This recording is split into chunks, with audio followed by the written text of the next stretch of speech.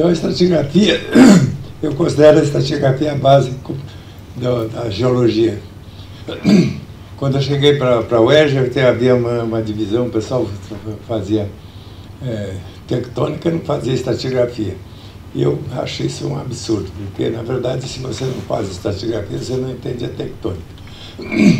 Para você conseguir entender as idades da tectônica, você precisa conhecer um pouquinho de estratigrafia, senão a coisa não funciona. Eu sempre lembro da surpresa dos colegas, né, quando a gente começou na geologia, né, ou você ia para petróleo ou ia para mineração. E a surpresa dos colegas da CPRM, quando foram para o campo com o Rodi, que era um grande colega, um grande geólogo, e ele era um excelente estratígrafo. Ele mostrou as coisas, como é que funcionavam com a estratigrafia, e eles ficaram muito surpresos, porque, na verdade, não tinham aquele conhecimento. Não tinha interessado tanto pela estratigrafia. Então, a estratigrafia é o ramo da geologia que faz a arte de decifrar os signos encontrados nos estratos da rocha. O Humberto Eco diz que depois que você escreve ou fala uma frase, as pessoas têm direito de interpretar da forma que quiser. Mas depois ele voltou atrás e disse, não, você tem que ser fixado pelos limites, né? Se eu falo fruta, você pode pensar em pera, maçã, mas não pode pensar em pedra. Da mesma forma, na geologia, nós temos que interpretar o que está registrado na rocha para interpretar essa rocha qual é o ambiente deposicional, como é que ela se depositou, enfim, e mais à frente até se você tem possibilidade de ocorrência econômica ou não de alguma coisa interessante. Então, é muito importante o padrão de empilhamento e as estruturas sedimentares, no caso das rochas sedimentares. Rochas sedimentares são um registro da história da Terra, e estabelecer as relações entre rocha e tempo é fundamental para a estatística. Estratigrafia, desculpa. Deixa eu passar para o lado de cá, acho que fica mais fácil. Bom, os axiomas da estratigrafia são que o tempo geológico é irreversível e está no eixo do tempo. As camadas sedimentares são depositadas sequencialmente, uma depois da outra, as mais velhas embaixo das mais novas, mais recentes. Pelos princípios físicos da estratigrafia, existe uma relação espaço-tempo. Só que essa relação não é linear. Interpretar essa relação é um dos grandes desafios da geologia. Eu vou pensar só, tem várias disciplinas hoje, magnetoestratigrafia, enfim, mas só para me lembrar das principais, né? Nós temos a litoestratigrafia, que é as rochas, a forma básica da litoestratigrafia é a formação. A bioestratigrafia, que são os fósseis, para nos dar o tempo. A litoestratigrafia não tem associação direta com o tempo, embora cada camada represente um espaço de tempo. A bioestratigrafia, nós já temos uma relação melhor com o tempo em função da evolução dos fósseis. A geoquímica hoje está muito importante, a fazer a quimioestratigrafia, que é para você ter interpretação da qualidade da rocha, principalmente no caso do petróleo, né, que é a rocha geradora. E, finalmente, a estratigrafia de sequência, que é o casamento da geofísica com a geologia. Na verdade, é uma herança que nós temos da sísmica, pela necessidade que ela teve de interpretar os padrões sísmicos. Nós tivemos essa evolução muito boa, que foi muito importante para a evolução da geologia. A minha área é a estratigrafia quantitativa, que é a aplicação de computadores e estatística, matemática, né, para interpretar um pouco de geologia. Próximo. Então, a estratigrafia de sequência analisa a resposta sedimentar às mudanças do nível de base e as tendências deposicionais que emergem da interação de acomodação. espaço disponível para sedimentos a serem preenchidos em sedimentação. Isso é um problema que muita gente pensa, não, vamos pensar na taxa de deposição das rochas sedimentares, mas o que nós temos registrado é a taxa de registro, a relação, que nós vou falar nessa na frente, a relação entre a subsidência e a deposição.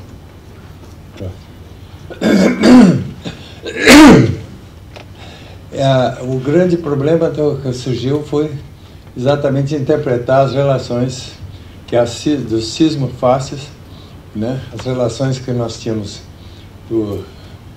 da superfície e o que acontecia. Aqui nós estamos mostrando só a parte superior, mas também a parte inferior, que acontece foi a chave para o estabelecimento da interpretação das rochas sedimentares. Próximo. Então, o registro de faces indica essencialmente a relação entre duas razões: a de sedimentos acumulados e de mudança de acomodação. Por exemplo, ali se falam isso. Quer dizer, na verdade, o que nós observamos é a taxa de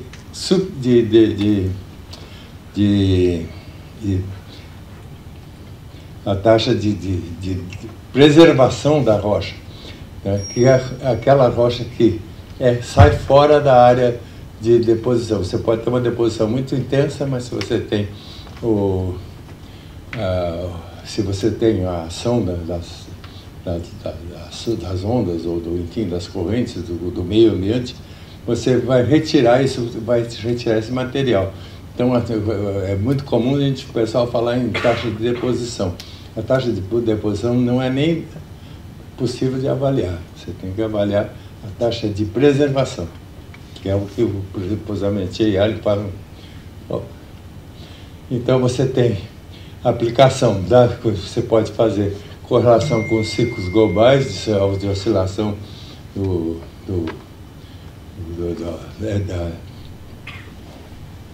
da estasia e interpretação da ciclicidade local para interpretar quanto tempo de deposição daquelas rochas foi. Próximo. Então nós temos a ver muito com as variações do nível básico, né? Você tem aqui a erosão fora da praia, aqui a sedimentação, né? Nós temos então o retrabalhamento das rochas, que eu, no meu relatório 1925, eu chamei de joeiramento, não sei porquê, aquilo que o pessoal faz para limpar o café, né? Joeirando, e é o que mais ou menos ocorre com a movimentação. Aqui vai retirar os finos e deixar para trás os mais grosseiros, né? Aqui nós temos então a sequência do continente para o oceano. Você tem as faces fluviais, as faces tuarinas, aqui novamente o retrabalhamento pelas ondas, e aqui a deposição desse material já retrabalhado. E aqui, muito importante, os nívees bases, né? Você tem a área de fonte dos sedimentos, que está submetida à erosão, tem o perfil de equilíbrio, né, para uma determinada área, o nível do mar e aqui, então, a deposição marinha. Então, aqui nós temos uma transgressão, ou seja, o sedimento está subindo sobre a base, e aqui a regressão, quando ele está, entendeu? Aqui nós temos on-lap e aqui o off-lap. Todas são, então, interpretações para auxiliar a nossa interpretação das sismos-fácies.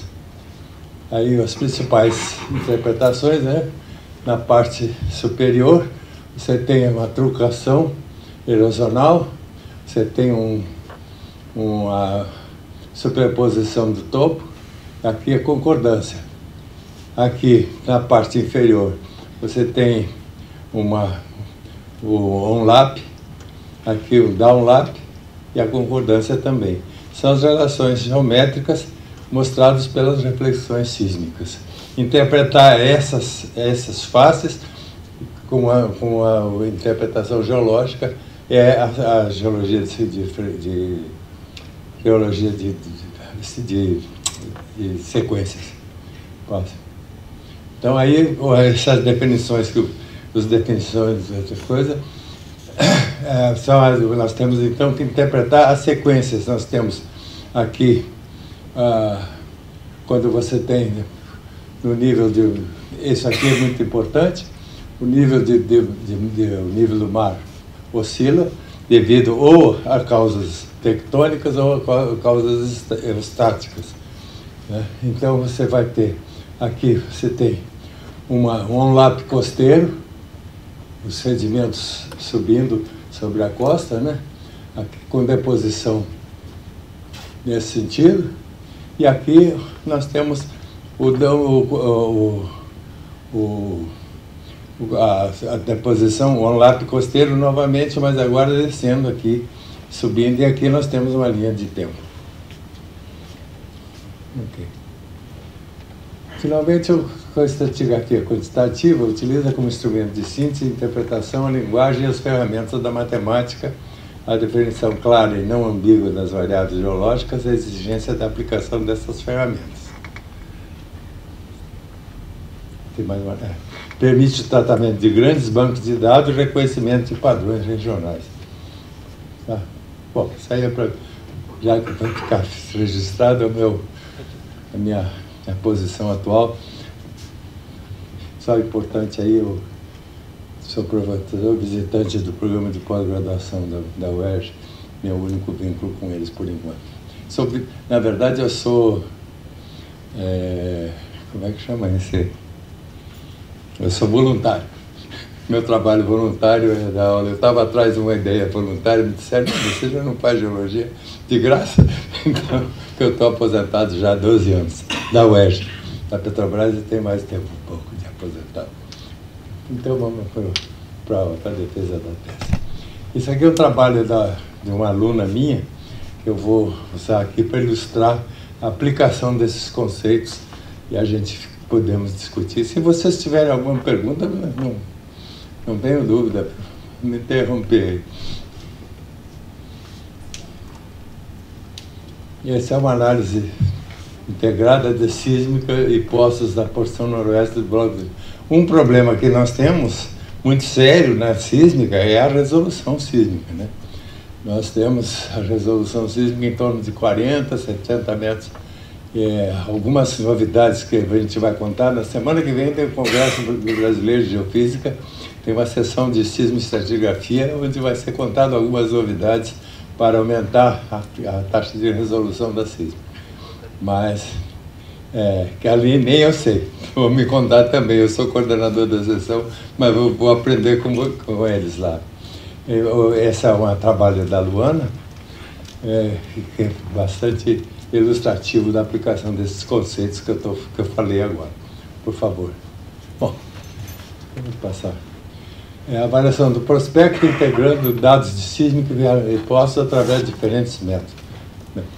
A ideia é pegar um prospecto conhecido, já com poços produtores, e tentar avaliar, usar a sísmica para interpretar a deposição e depois fazer a volumetria e depois fazer qual é a probabilidade, qual é o tamanho dessa jazida, tá? Então, os objetivos específicos, acho que até passou não? Avaliação do prospecto, objetivo geral, desculpa, tá? O objetivo específico, então, é caracterizar as principais sismofaces presentes na sequência do pré-sal no bloco que a gente está estudando. Realizar cálculos petrofísicos para obtenção de parâmetros de porosidade total, saturação de óleo e NetP das rochas do reservatório. Passar para a escala de reservatório, escala bem definida.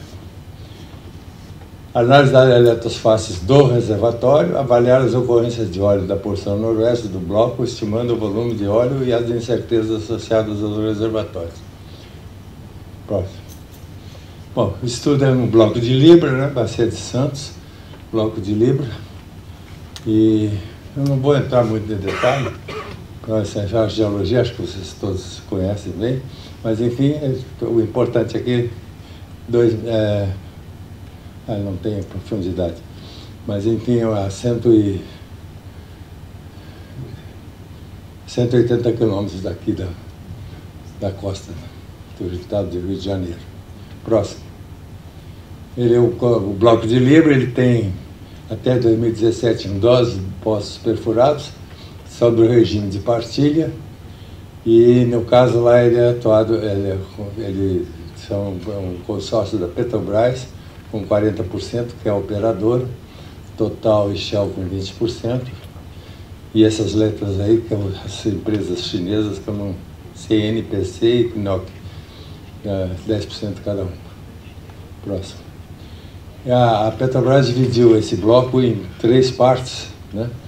O bloco, a parte noroeste, a parte central e a sudeste. Tudo isso aqui é o bloco de Libra, um bloco só, mas a área mais estudada é essa aqui, ela vai concentrar em cima dessa área. Na época que ela fez o mestrado, a ANP tinha uma restrição muito grande para dar número de linhas, número de a área do cubo sísmico. Agora, parece, eu não estou muito bem informado, mas aumentaram bastante, eu acho que é 200 poços, e o cubo sísmico agora é por levantamento, que é finalmente se deram conta que a maneira da gente trabalhar tem que ser um pouco mais amplo do que um bloquinho de 100 km². Eu digo a vocês, eu tive vários alunos trabalhando com 100 km², é muito problemático você fazer uma interpretação adequada. Mas ela conseguiu alguma coisa aqui. Então a porção noroeste, a mais desenvolvida em termos exploratórios, também, como é onde começou o trabalho, que tinha na época que ela começou, mais dados públicos, né? Porque a gente só tem acesso aos dados públicos. Próximo. Aqui é a parte do contexto geológico, a bacia de Campos, que são as formações. Próximo. Nós temos aqui a parte do rift, você tem embasamento, né, que é a faixa ribeira. No rift nós temos as formações aqui do rift, depois o pós-rift, que é onde estão os reservatórios do pré-sal. É possível que existam reservatórios mais em cima, mas não foram ainda desenhados. E no pré-sal, as duas formações são essas duas aqui, que é Barra Velha e... Bom, então, são 2 tipos de calcário. Próximo.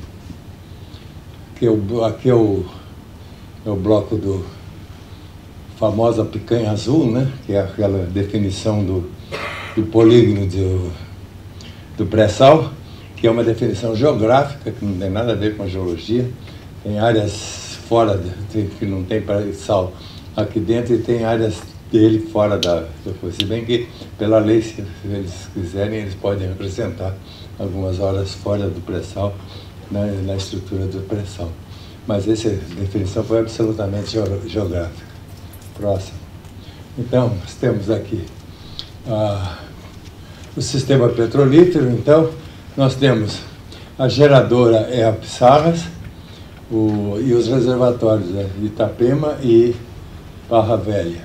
E o selo é a formação Ariri, que são o sal, que é um selo maravilhoso, né? Próximo. Rocha geradora, então, Pissarras, Folheiros, rocha reservatório Itapema e Barra Velha são carbonatos, são 2 tipos de carbonato. Próximo. Rocha selante, essa é a formação Ariri, que é o pré-sal. Aqui, bom, nós temos a coquina e em cima os biolitos, enfim, o calcário diferente. No caso, aí, os dados disponibilizados, foi um quadrado aqui por 100 metros, 100 quilômetros quadrados, e ali as linhas sísmicas 2D que passavam no quadrado, e 2 poços que foram utilizados. O método é o fluxograma, né, o carregamento de dados e controle de qualidade.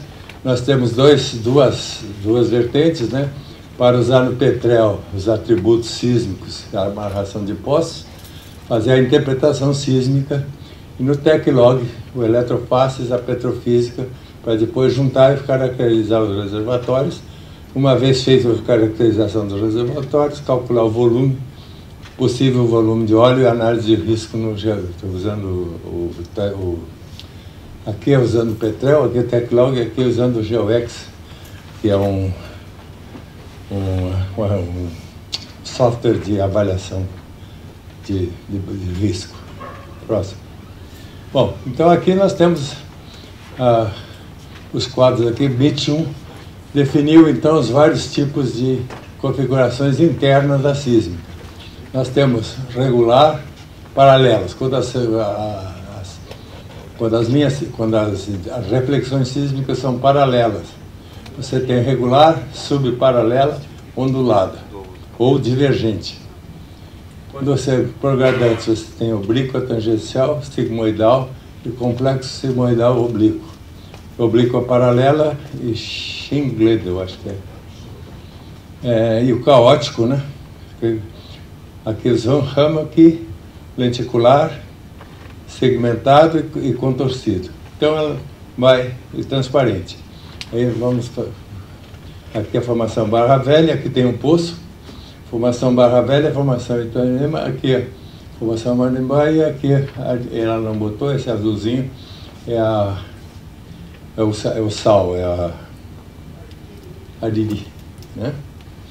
Próximo. Então aqui nós temos o...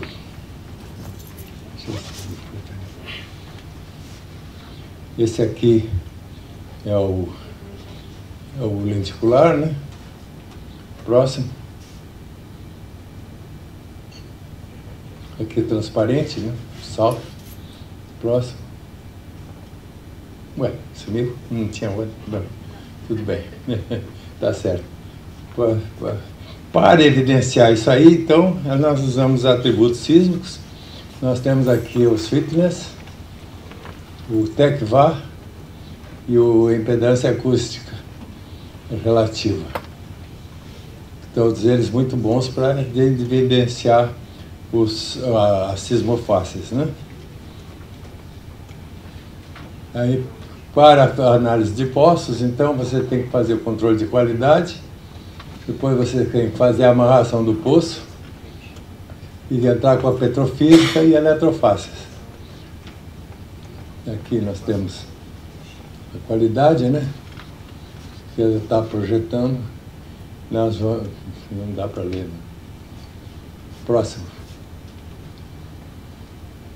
Então, a organização dos perfis, ela vai usar principalmente, dá para ver aí, aqui é o gama, né?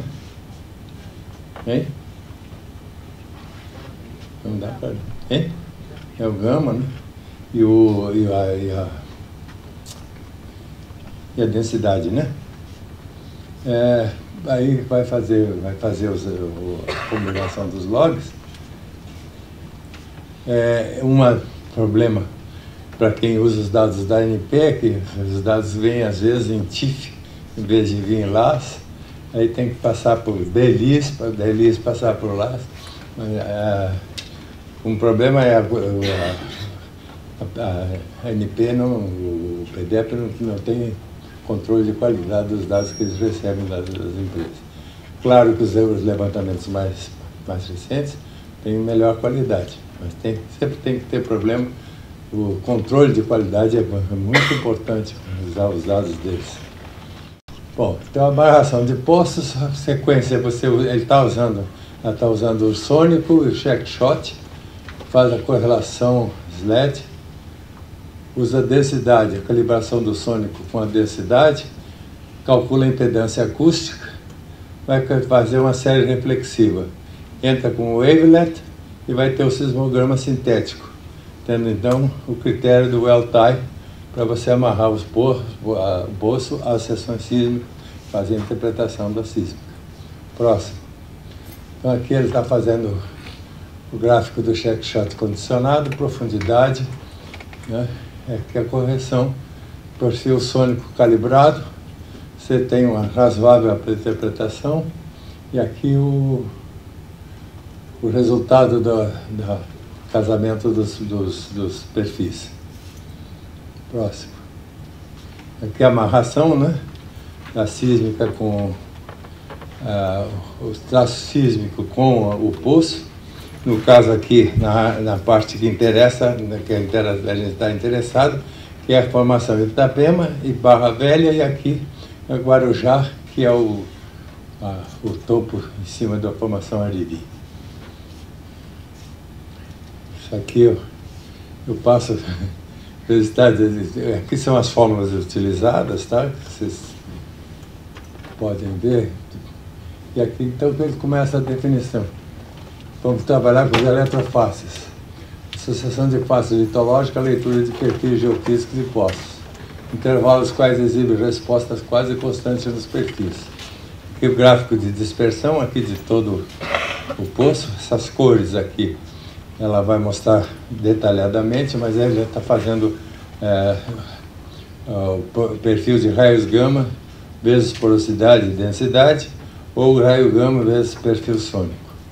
Próximo. Então ela vai usar método para a volumetria, ela vai usar um método probabilístico. Você tem uma visão determinística, a incerteza diminui, mas você gasta tempo e dinheiro.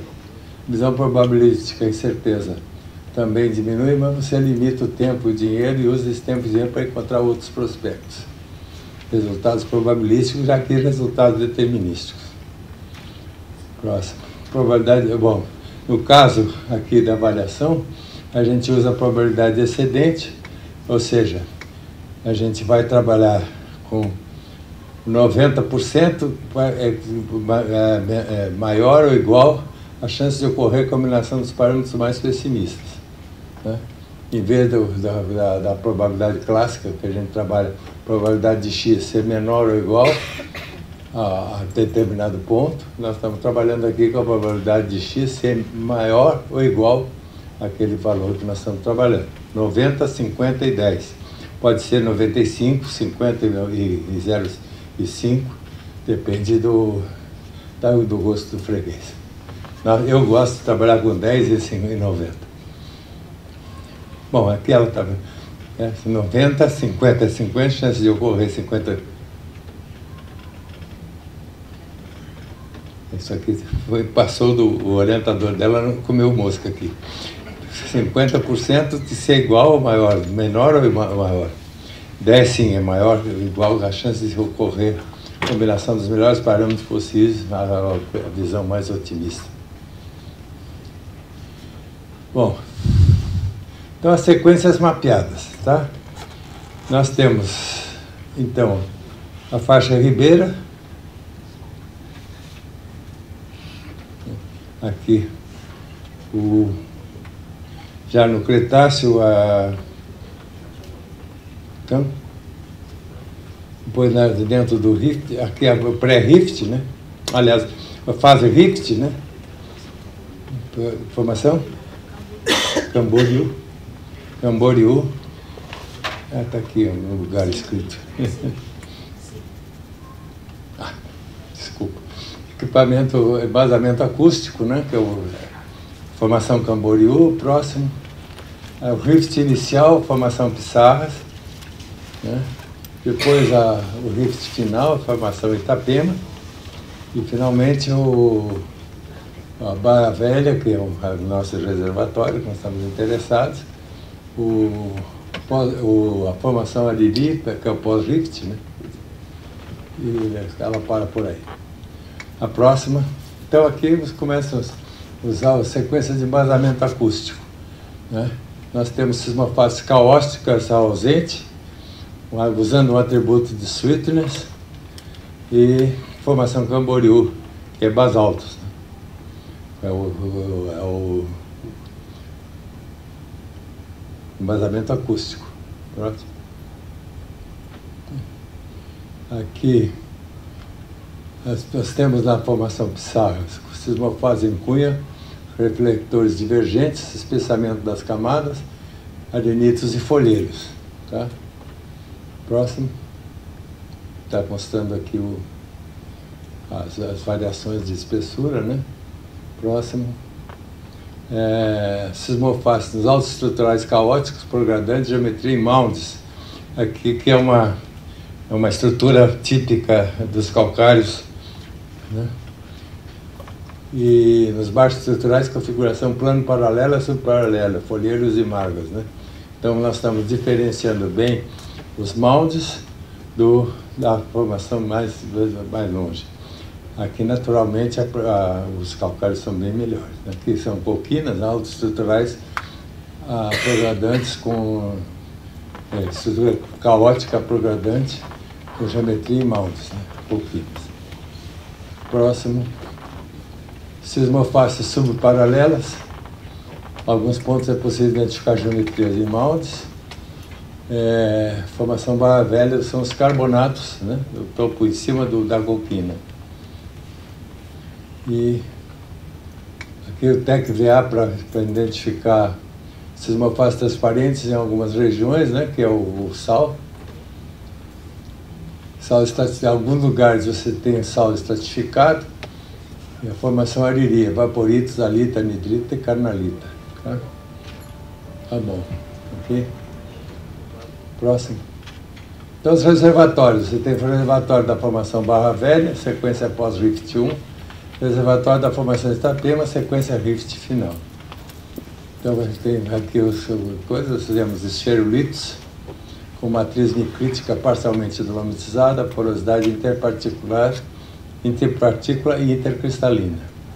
Lamito bicobial, com calcário laminado, laminação escura. Isso no esferulitos, lamitos e bicobiais e estromatólitos. Estromatólito arborescente com cimento de dolomita, porosidade fenestral, porosidade primária. Posto de poço.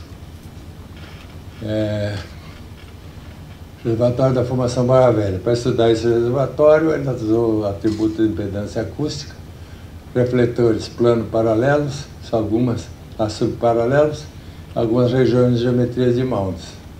Então vocês veem exatamente aqui, vocês têm um mound, então, e aqui essa linha em relação ao cubo sísmico que ela recebeu. Próximo. Aqui, possíveis intrusões ígneas, isso aqui é bastante interessante. Toda a sequência tem intrusões ígneas e isso tem sido bastante estudado, inclusive. Ela usou o sismofase, mas ela não fala qual é mas acho que é TEC-VA, né? Para identificar. Devia estar escrito em algum lugar. Hein? TEC-VA, né? Próximo. Então está mostrando as ocorrências, né? Tanto dentro da parte do pré-sal como no próprio dentro do sal, né? Você tem tectonismo. Aqui ela vai então estudar as eletrofaces. Nós temos 4 tipos de eletrofaces, os raios usando raio gama e porosidade, intervalo de porosidade de 1 a 21%, e você tem a mistura do raio gama e o porosidade. Né? Raio gama e porosidade, esse aqui é o eletrofaces 1. Próximo, eletrofaces 1 ainda, e aqui é o gama e porosidade de todos os 4 faces, tá? Para fazer a comparação num único. Aqui são 2 poços, né, que ela está trabalhando. Um poço, a mesma coisa do outro poço, próximo. E esse poço, a composição está dessa forma. Próximo. Ele tem 2 poços, né, o 2NP2A e o BR, essas coisas. Ele tem intervalo de interesse, topo 5.390, 5.570, e aqui 5.196, 5.300, praticamente 300 metros, quase 300 metros aqui, quase 200 aqui, né? Usou cutoff, porosidade mínima de 6%, ela achou que abaixo de 6% não era interessante, e saturação de água máxima é 40%. Esses dois poços estão saturados de óleo. Então, por isso essa saturação de água tão baixa. Próximo. Então, aqui ela está fazendo a petrofísica, ela vai fazer o perfil de porosidade, saturação de água da formação, a zona de net pay, tá? Aqui. Então ela tem aqui no poço, aqui na zona, estão calcários, com mínimo de 6%, porosidade mínima de 6%, média de 12% e máxima de 19%. Saturação de água, 1,5%, 4,9%, máximo de 40%. Saturação de óleo, 60%, 95%, 98%. No outro poço, calcários, porosidade 6, 14, 18, 2,2, 6,9, máximo 40%. E aqui, finalmente, o poço. Você tem a espessura de 180 metros, a outra de 111, o net de 122, 39 nesse aqui, e o net grosso 68%, 35%. Não está claro para mim, mas eu acho que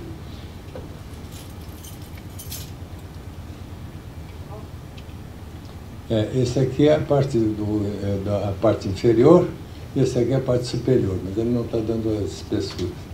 Próximo. Está aqui mostrando. Nesse caso aqui, você tem, nesse poço, você tem uma forte presença de extrusivas, né?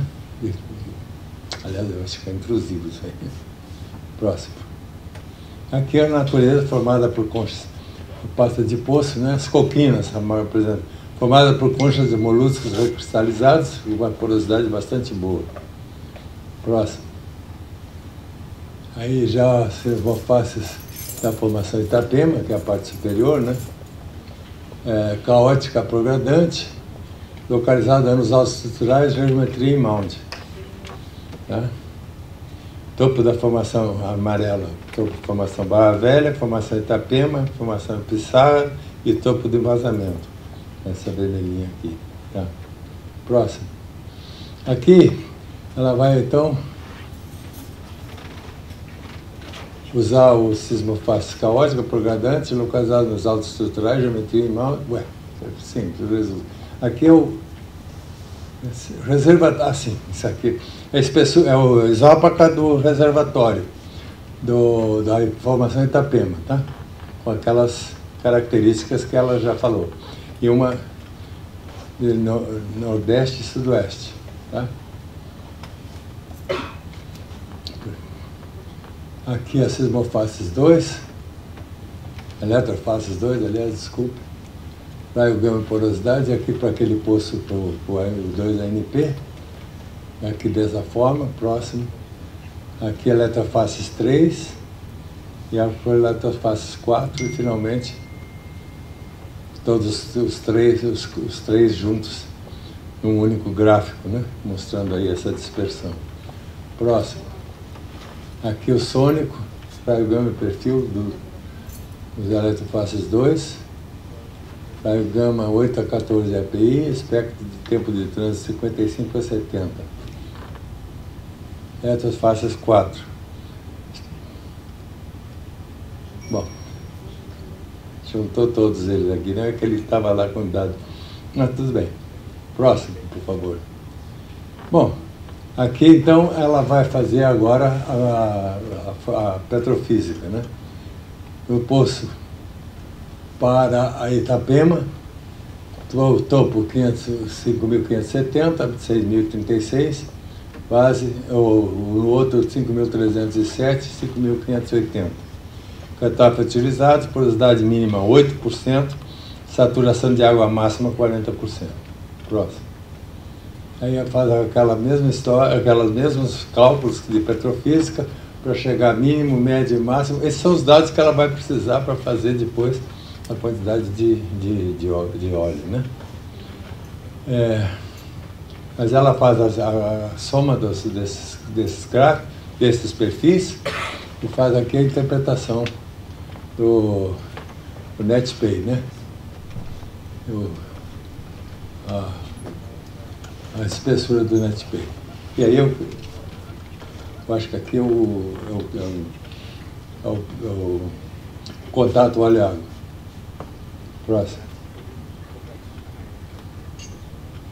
Próximo. Aqui, então, nós temos o prospecto. Então, foi dividido como embora os dois calcários estejam sem uma discordância, quer dizer, tem uma discordância entre eles, mas não tem, uma única pressão. Ela dividiu o prospecto em dois segmentos: segmento calcário da formação Barra Velha e segmento das coquinas da formação Itapema. Isso porque eles têm características de porosidade e saturação de óleo, etc., bastante distintas, né? E ela dividiu em dois segmentos, mas depois vai fazer a avaliação conjunta. Próximo.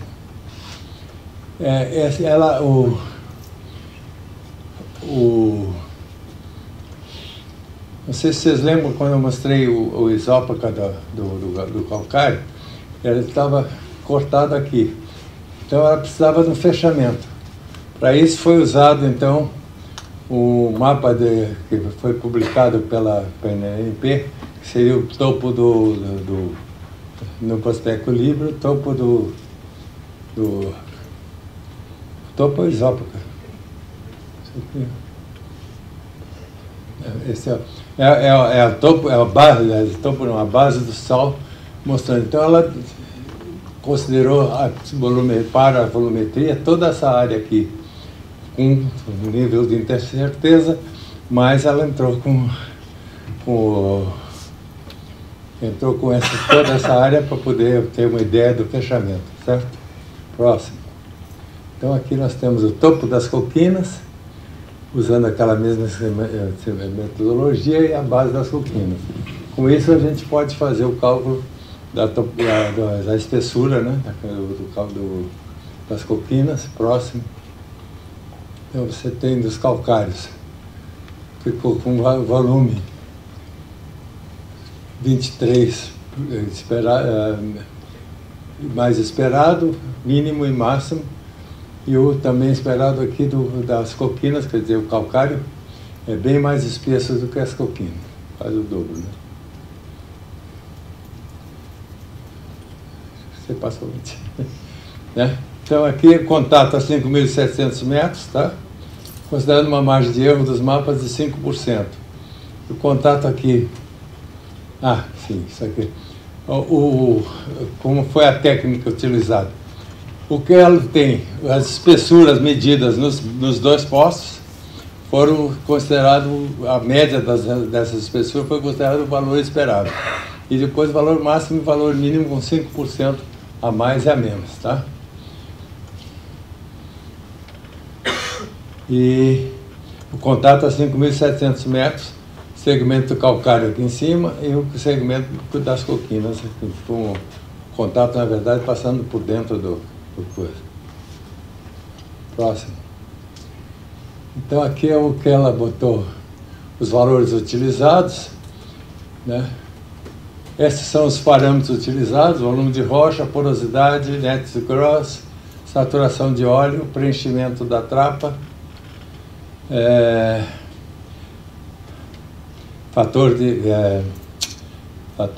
expansão, né? BO é a expansão do óleo, da formação, razão gasóleo e fator de recuperação. E assim foi a distribuição que ela usou: scratch beta, normal, uniforme, e aqui os valores constantes. Todos os parâmetros de entrada já nesse trabalho, eu retirados de relatórios da ANP. Próximo. Aqui a probabilidade que ela usou, né? Probabilidade do play. Como o play certamente é produtor, né? Então ele é já testado, é 1. Né? Com certeza é 1. E os segmentos para o prospecto em si, o selo certamente é bom, porque o sal é uma rocha excelente, A presença do reservatório, botou 90%, porque presença de diabase intercalado com os calcários. Qualidade do reservatório, 850, porque você deve ter bastante recristalização, dolomitização e silicificação. E a fonte é 1, porque é poço saturado de óleo. Isso deu para o segmento, seu segmento dos calcários, né? Deu 765, probabilidade do poço seco 235. Próximo.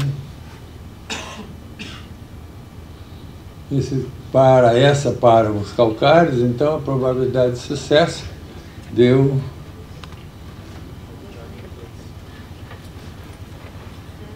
2.794.000, média 4 bilhões e um máximo de até 5 bilhões e 700 milhões. Próximo. Já mudou?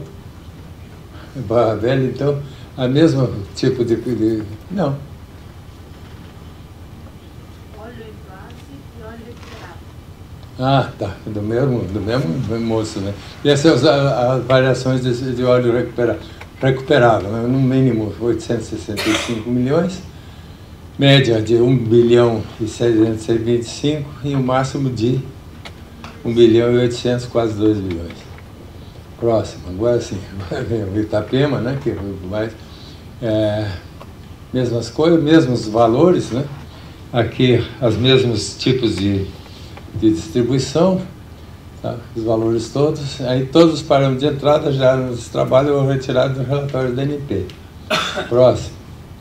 E aqui então, novamente, aqui a probabilidade de sucesso, né, mesma coisa, o play foi testado, para os segmentos 1, TRAP e selo, o reservatório, presente de reservatório 950, ocorrência de rochas ígneas, e dolomitização e silicificação.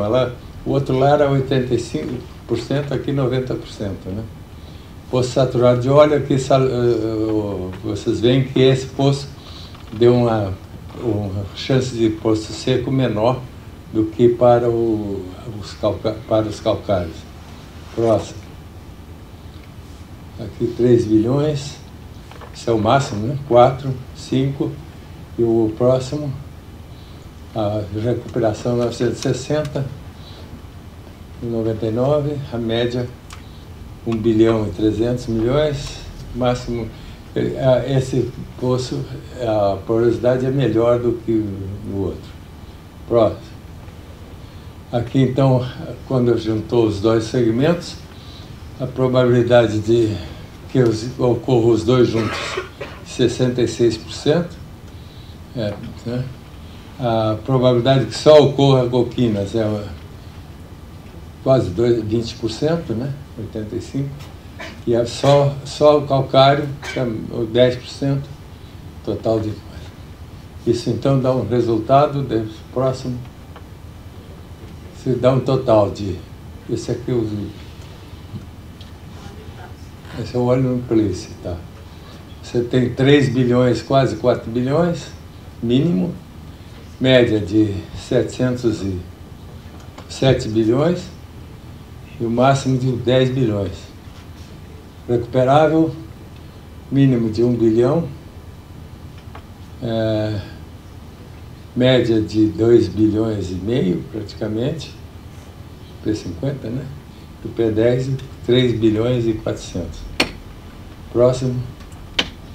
Aqui os problemas, a maior variedade A maior incerteza é na porosidade dos calcários, tá?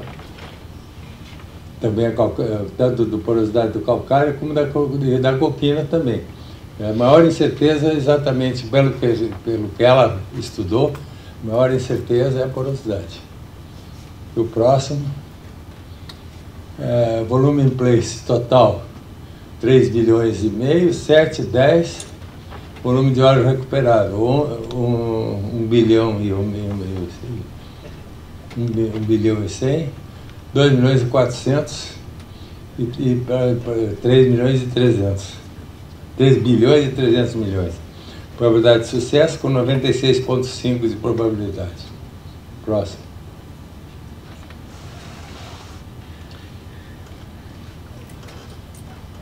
Relatório de Libra, sequência pós-Rift barra velha, sequência Rift final e Itapema.